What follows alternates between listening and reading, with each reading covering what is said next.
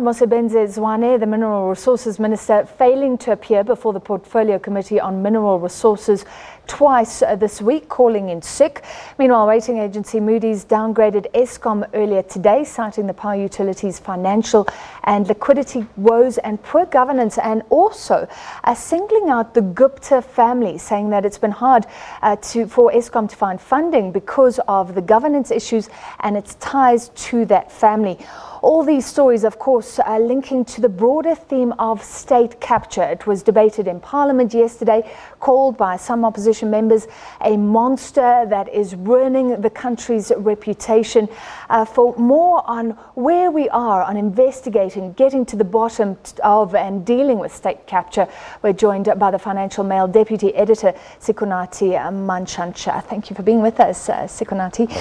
So first, I mean, you've been very close to the story. In a way that many haven't been. You were threatened by the evidence leader. You were following Machela Koko's disciplinary hearing at Eskom. So let's start on that personal note and just tell me what's happening with that. With the Machela Koko disciplinary? With the threats against you personally, did you ever take any action? Or? There's really not much to say about that. The real news about is the state capture and what's happening to these institutions of the people, talking about Eskom and indeed all of that. That's the most important stuff. So Machela Koko's disciplinary, now he's the ex-Eskom CEO.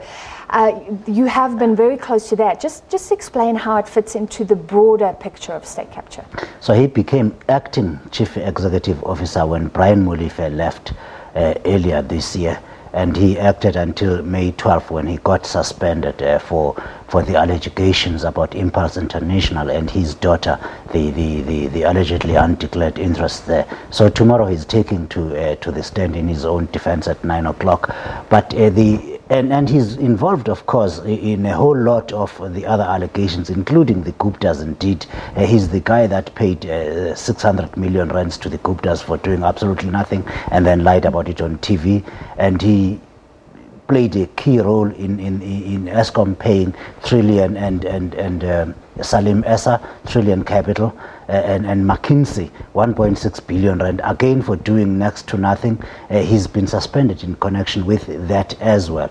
You know the bigger story about how the Guptas have really taken over Eskom, and he was accused in Parliament by Susan Daniels of having told her a day before the four executives were suspended in 2015, and he allegedly, according to Susan Daniels, who gave that testimony under oath in Parliament, that Machela Koko told me who exactly was going to be suspended, and he took me to a meeting with Salim Essa. So he's intimately involved. Machela Koko is key in the whole Gupta network that did take over Eskom. But the latest reports are that there are not many people willing to testify against him. Yes, people bailed out Eskom's witnesses. Eskom had lined up about 6 or 7 witnesses. A good 4 of them said, nope, I'm not participating. Amongst them, or some of them said, I don't want to legitimize this process because the board has been irregularly and illegally involved in his disciplinary hearing, manipulating it to suit an end that will exonerate Machela Koko so that he comes back to work early December. And some of his colleagues on the executive committee have refused to testify because there were 10 charges that were recommended by the law firm Cliff Decker and Nkonke Incorporated after conducting a forensic inquiry into his affairs, and they said charge this guy with these 10 charges. Eskom produced a laughable document of 1 page produced by the Human Resources Group Executive Elsie Pule, which was also riddled in that 1 page, riddled with spelling errors that really didn't look like a standard, a metric person did it. So they watered it down finally to 6 charges, and they had to first get rid of the head of the legal department, the same Susan Daniels, and bring in a guy called Wawa Kaluva, who is now in charge of the process. In the interim, there's a new CEO, new leaders at Eskom, but this would suggest that surely everybody has to be involved if it's a complete sham, this disciplinary hearing against Koko. It would be very difficult for anyone in that executive committee of Eskom to find an innocent person in all of these allegations of corruption, those that we know about and those that we don't know about. Everybody there has played a role. It just depends how big or small it is. Yeah. And the board itself, in fact, Lynn Brown, together with the board and Jacob Zuma, have actually made it, they are the ones facilitating this whole corruption that is eating Eskom, because they are protecting people like Machela Koko and Brian Mulife and all of them, making sure that nothing ever gets to, no one gets held accountable, and it's just wide across the group. Everyone there just seems to be working for some undeclared interests other than what we know they're working for. So if what you're saying is true, there would have to be a clear out, a clean slate at Eskom. Right now they're attracting downgrades, affecting our country's finances. What power, where would the power lie then to do that with Parliament? Francis, let's get to that point where you say affecting our country's finances. The one thing not many people realize in this country, Eskom is the financial situation. It's the biggest exposure, the government has got the biggest exposure in Eskom. 471 billion rand of Eskom's outstanding debt. If just Eskom defaults one, the whole banking system collapses. That's one thing that not many people realize. But where your question, where does the power lie to clean up? It lies all the way with Jacob Zuma at the top and Lynn Brown all the way. But they are actually the people, and they have now been directly implicated under oath in Parliament to have played a big part in killing Eskom as they have. Zola Tsotsi, the former chairman of Eskom, said he was called by Dudu Myeni, who absolutely has nothing to do with Eskom, at least formally. And in that house, the president said, confirmed what the instructions that Dudu had given to Zola Tsotsi. So it goes all the way at the top, which explains why Lynn Brown, despite her own problems there, her partner getting involved, it explains why Lynn Brown is acting like a really spineless person who doesn't want to take any action against Eskom. My question, I guess, is if Machela Koko comes back as CEO of Eskom... He will come back. And you're saying that it's as early as December? He's coming back to work as early as December. And a month ago, Eskom said the chief executive's role is a rotating role. So Johnny Ladla was there for exactly 104 days, replacing an acting chief executive, and now he's been replaced by an acting chief executive. Sean Maritz was only a general manager, was 3 levels down from where he is now 3 years ago. All of a sudden he's on top of Eskom, and it's called a rotating capacity. Yeah. That's only because the board and Lynn Brown and Jacob Zuma are looking for a blind person, someone they will just order around to do exactly what they want, and what they want is what they have been doing the past 10 years. So if Koko comes back, it suggests that when Koko comes back. When Koko comes back, it suggests that we're getting nowhere with dealing with state capture if the claims against him are true. I just have to put that caveat there. Then do you expect that Parliament will have the clout to step in and do something about Eskom? Because what you're saying is Eskom right now is a mess.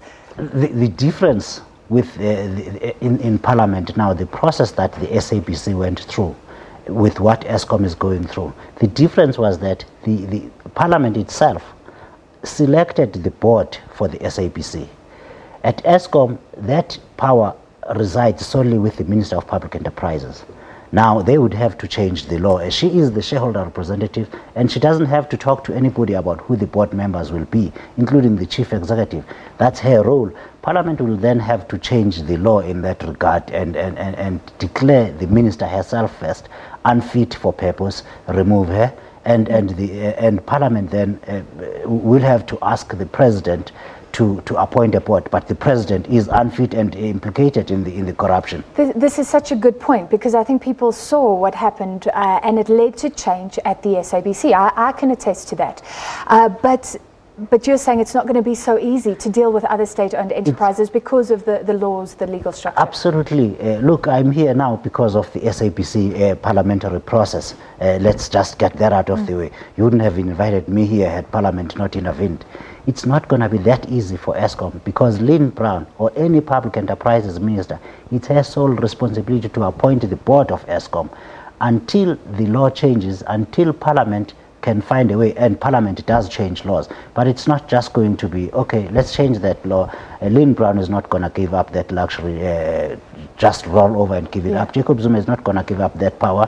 So something will have to break in Parliament, and they will have to change the Companies Act. They will have to change the Memorandum of Incorporation of Eskom. And I don't know if Parliament on its own can do that. And that'll take a very long time. It will take a very long time. Lynn Brown was supposed to have appointed a new board by the end of November, which today we're on the 29th. She's obviously missing that deadline. And the rating agencies and the banks that have lent Eskom money said we want a new board by the end of November, and she's missed that. So I don't know what that means. However, somebody must be taking the Eskom inquiry or the public enterprises state capture inquiry seriously if their claims of bribery not even being denied. They will get their opportunity. The board will definitely go there. Lynn Brown was there and denied everything. Brian Molefe was there, denied everything. The other people will get an opportunity this week or next week to put their side of the story. It is what happens with all that evidence that has been put there. And as you can see, there's no prosecution agency, there's no criminal law being pursued there, and that is the biggest difficulty. I'm saying the bribe allegedly offered by Bongani Bongo, the state security minister, where does that leave the process?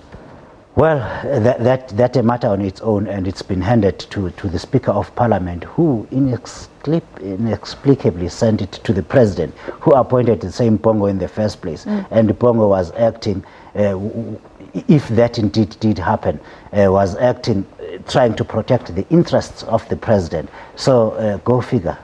So you're not expecting much from him right now, applying his mind to that claim?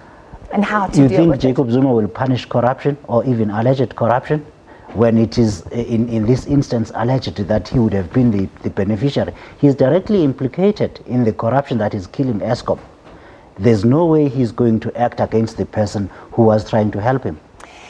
In finality then, are you saying we've basically come to a brick wall? Because it did seem that these parliamentary committees, especially the Public Enterprises Committee, was open and really debating and questioning. I mean, we saw those questioning between Pravin Gordhan and Lynn Brown. It seemed to offer hope. Those are the questions, and they are very different from action that will be taken as a result of the evidence that comes out of there. Sean Abrams, the National Prosecuting Director, has to prosecute somebody, but he will not do that. And Parliament itself cannot prosecute anyone unless they lied under oath. They obviously will make some sort of recommendation, but as the law stands now, it is not clear what they can do. They cannot fire the minister, the president appoints the minister, and they cannot fire the board, the minister appoints the board. They cannot fire the managers of Eskom, and certainly fixing the finances of Eskom and the corporate governance there, it took a good 10 years to kill. Today Eskom has got not a cent to its name, it's bankrupt. It took 10 years. No one is going to just wish that into existence. And again, Parliament's hands in this one are tied by the fact that those are appointed by the Minister of Public Enterprises, who is directly implicated. She is appointed by the President, who is directly implicated in the corruption. Sure. Okay, so not much hope. Thank you for your analysis, suggesting that the state capture is still not being taken seriously enough. The Deputy Editor of the Financial Mail, Sikonathi Mantshantsha.